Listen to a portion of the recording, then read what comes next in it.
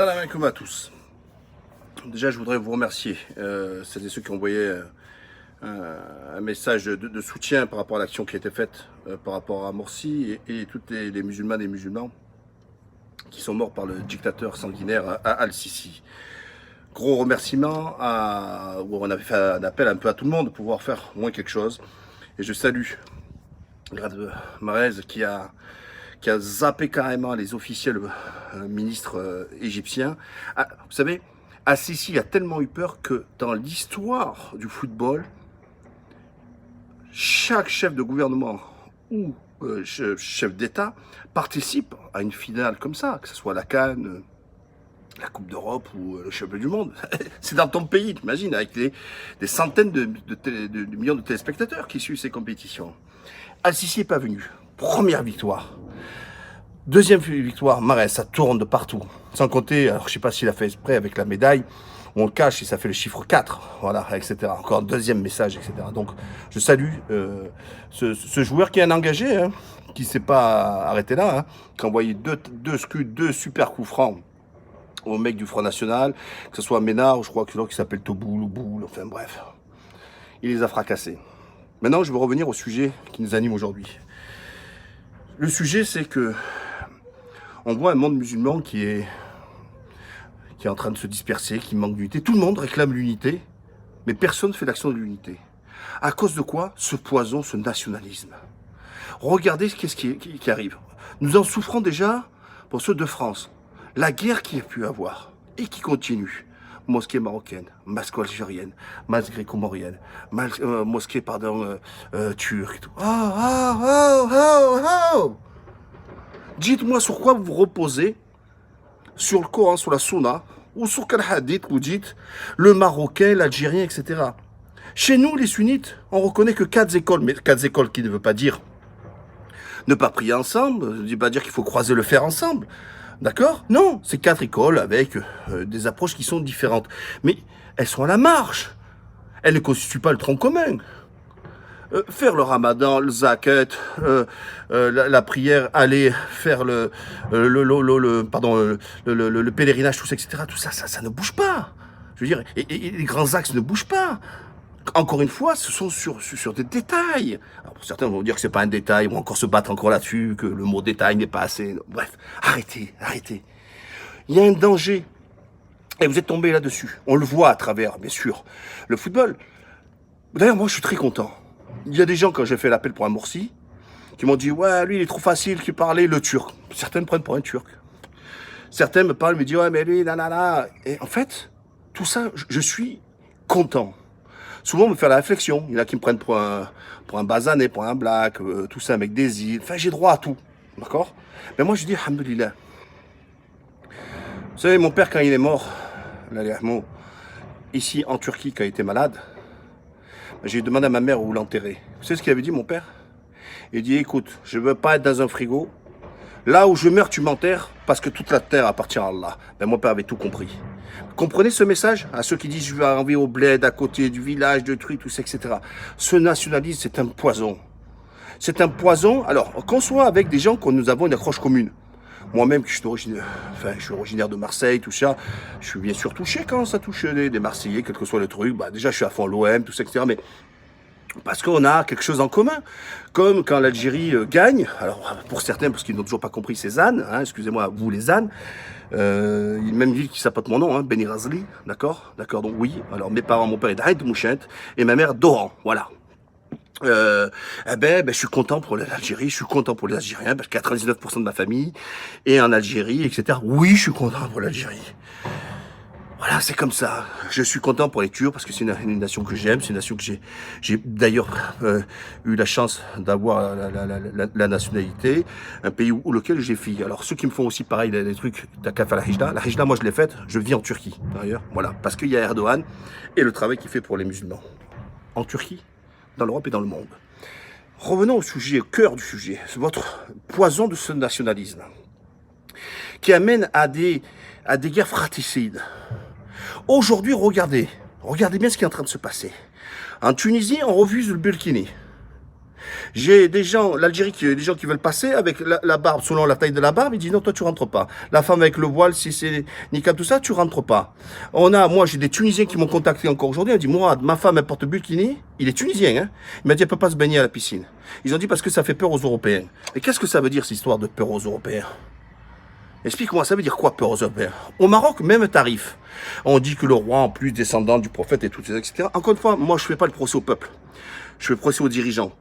Qu'est-ce que c'est ça, dans un pays musulman, interdire pour faire plaire à qui? Et en plus, avec ce type de comportement, vous servez les intérêts de tous les laïcards extrémistes que nous avons en France, qui vont dire, mais regardez, dans les pays musulmans comme la Tunisie et le Maroc, on interdit le burkini. Pourquoi nous serons plus musulmans que les musulmans, alors on devrait l'autoriser. Et voilà, vous faites comme au brou, vous servez la soupe. Vous voyez, on va dire que le voile est un détail, que le voile n'est pas une prescription religieuse, etc. Et bientôt, on va dire que le hallouf non plus, puis l'alcool, puis ci, puis cela. Hein, tous ces pseudo-réformistes à 2 francs. Alors, moi, je m'attache à quelque chose aujourd'hui, je me dis, mais le combat, regardez, ici, en Turquie, en Antalya, il y a eu des élections municipales et départementales.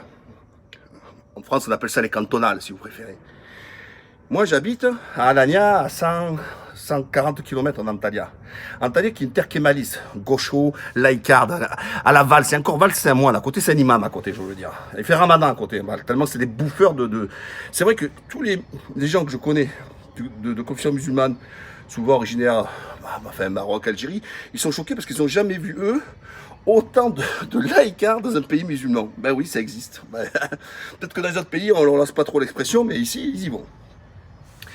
Et dans tout ça, ils ont permis de faire ici une plage, les conservateurs Erdogan, que pour les femmes, avec sécurité pour les femmes. Il y avait ils amenaient avec les golfettes pour jouer au golf, vous savez, directement sur la plage pour les femmes. Tout a aménagé, l'abri de la vue avec des arbres magnifiques, dans une côte magnifique, tout ça, etc. Transport gratuit pour les femmes, d'accord? Moi, il y en avait une à 500 mètres d'une de mes résidences. Voilà, transport gratuit, tout ça. Donc, en gros, celles et ceux qui voulaient vivre en bikini, en string, en ce que vous voulez, pas de souci. C'est la majorité des plages, la liberté. Et puis la liberté de ces femmes qui par pudeur, par religion, par honte, pouvaient se rejoindre. Voilà, et aller là. Mais qu'est-ce qu'ils ont fait, les laïcards, qui ont gagné le département en Antalya? La première chose qu'ils ont fait, c'est fermer la plage. Leur programme, c'est fermer la plage. Voilà. Donc l'ennemi, aujourd'hui, il est à l'intérieur. Par contre, en Turquie, dans toutes les résidences que j'aime, je comprends pas, à chaque fois, elle me dit, Mourad, ma femme, elle burkini, elle peut se baigner. Mais bien sûr qu'elle se peut baigner ici dans les résidences. Elle se baigne toutes dans les résidences. Elle peut se baigner tout dans les mers. De partout, elles peuvent se baigner en burkini, il n'y a aucun souci. Moi, je parlais de la plage privée. Pourquoi je vous dis ça? La société a tellement changé, même en Turquie, que s'il y a une résidence qui ose dire, je veux pas de burkini dans la résidence, je vous jure que c'est les Turcs qui vont les pendre. Vous entendez ce que je vous dis? C'est pas Erdogan, c'est pas si. C'est les Turcs eux-mêmes qui vont les pendre, les gens, je vous le dis. Parce que ça passera plus. Il y a des choses dans le passé avec le kémalisme qui a fait du mal à la Turquie, avec ce laïcisme. Et enfin, pourquoi je vous dis tout cela? Je suis en train de vous dire qu'aujourd'hui, il y a 2 groupes. Il y a ceux donc il n'y a plus d'une histoire de nation, en fait. La nation, elle tombe plus. En fait, on tombe dans le vrai islam, enfin, ce qu'on devrait choisir, le vrai islam, l'universalisme. Il y a ceux qui défendent les musulmans, et la liberté des musulmans, et les anti-musulmans.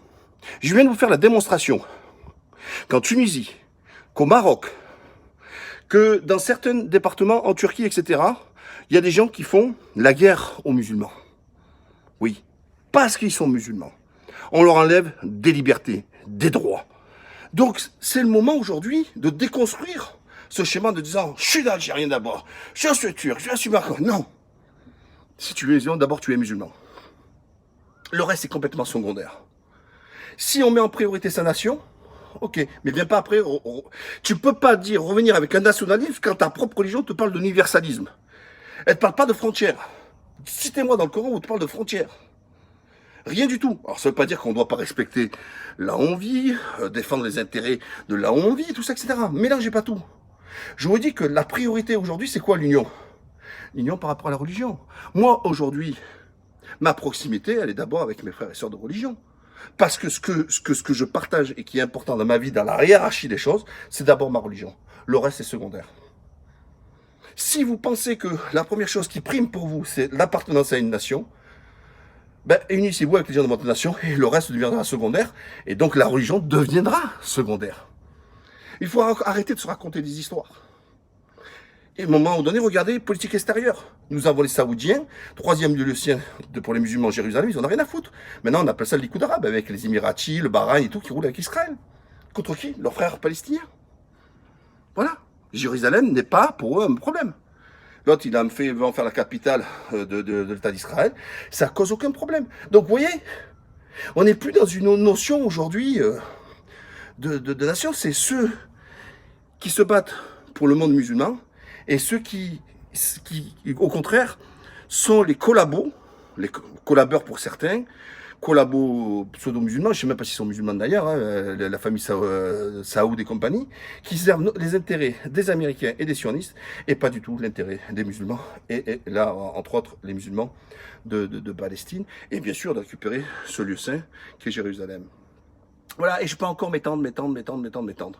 Donc moi, je vous invite, frères et sœurs, ouvrez les yeux. Aujourd'hui, il est temps de l'union des musulmans.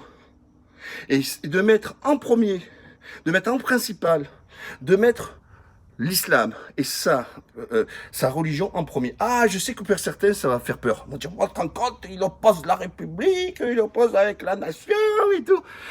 Ben oui, c'est comme ça. Chacun ses priorités. Et c'est pas parce que tu mets en priorité la pratique de ta religion que ça fait de toi quelqu'un qui est en marge de la société. Et ça ne s'oppose pas du tout du lieu où tu as.